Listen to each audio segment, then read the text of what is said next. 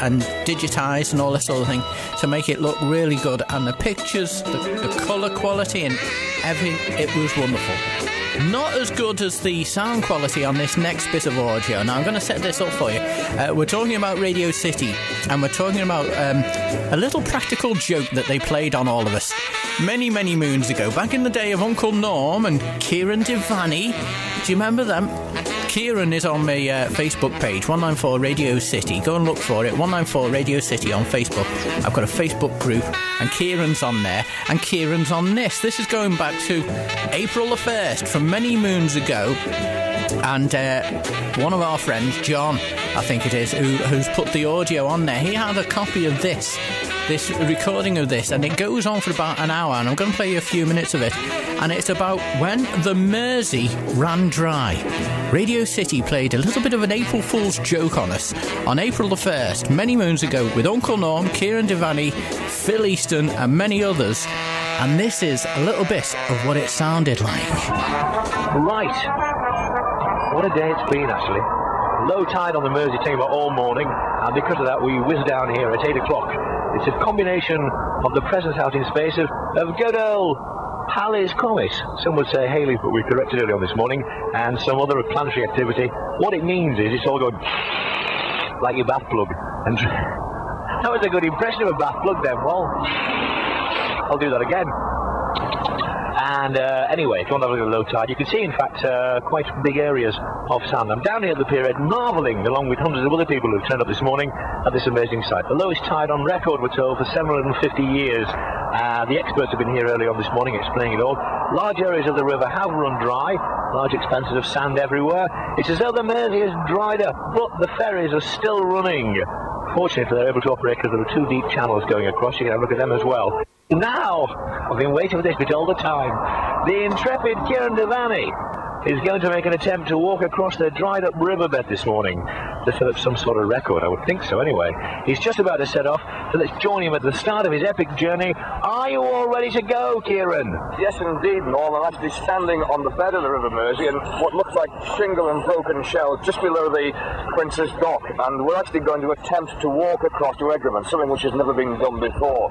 Now, I've been told it could be fairly sticky, but I've got with me Dave James, who's a qualified River Mersey pilot and should know what it's all about. Dave, are we going to be able to do it? Well, Kieran, I think we stand a pretty good chance. The tide's going to be out for some couple of hours, and as I say, it will be sticky, and we'll have to watch our step. One thing I must stress is no one should attempt to do this.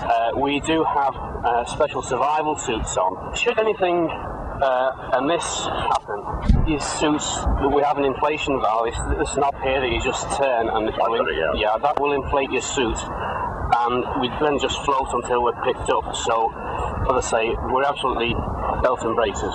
It all sounds a bit hairy. Are you looking forward to it? Yeah, I mean, once in 750 years, what will you think when you're telling your kids and grandkids about it?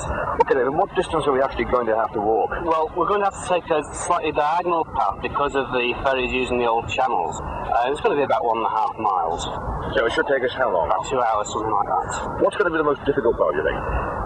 Climbing up the bank at the other side, because as you can see, there is a dip in the river where it's dredged, and it's about 100 feet at the deepest part. Well, as you can see, we're in shingle here. What's the riverbed going to be like? It looks like a lot of sand over there. Well, you've got to be very careful. The bed is fairly hard. The mud is compacted, but we'll find muscle beds and all that sort of thing. Okay, Dave, well, let's get started. I'm told that we can now actually shift scenes here on the Mersey to the only place where there is some water on the river today. That's the area where the ferries are operating as we join John Davis on board the ferry for Mountwood. There we go.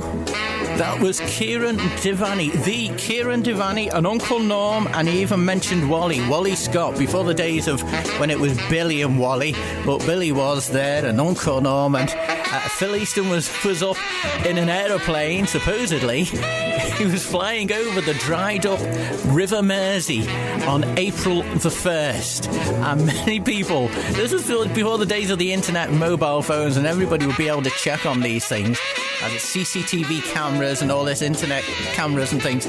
So people were getting on the bus and thinking, I've got to go to work. How am I going to get to work across the ferry? And people were getting on the bus to go and see the Mersey ferry all dried up. But you know what?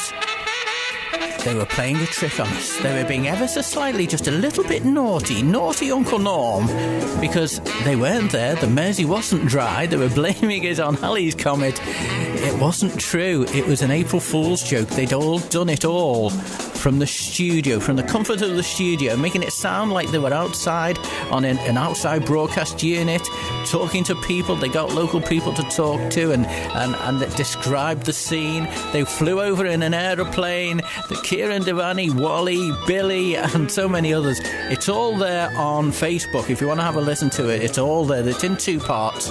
All the audio's on there. It's a bit awkward with Facebook. You're trying to put audio onto Facebook.